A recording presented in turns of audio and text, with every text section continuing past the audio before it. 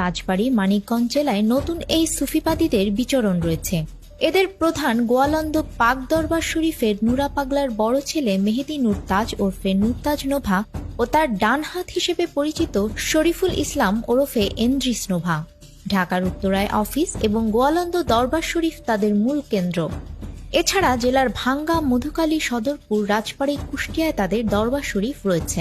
এদের অপতৎপরতায় ইতোমধ্যে কয়েকশো মুসলিম ধর্মান্তরিত হয়ে খ্রিস্টান হয়ে গেছে এবং অনেকেই ঘরবাড়ি, স্বামী, স্ত্রী, বাবা মা পরিত্যাগ করে খ্রিস্টানদের গোপন আশ্রমে চলে গেছে।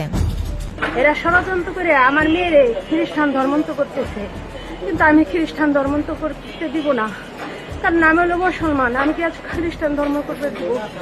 আমার মেয়েটার ওরা খ্রিস্টান ধর্ম বানায় আমার মেয়েটার এমন ব্যবহার করছে, মনে করেন বেরেন মাথার কোনো কিছু হয় না আর কি। দিন আনে দিন খায় এরকম এলাকাগুলোতে তারা বেছে নেয়, বেছে নিয়ে এই এলাকাগুলো তারা কাজ করতেছে যে মুসলিম ছেলে মেয়েদেরকে ধরে নিয়ে তারা খ্রিস্টান ধর্মাবলম্বী করার জন্য চেষ্টা করতেছে।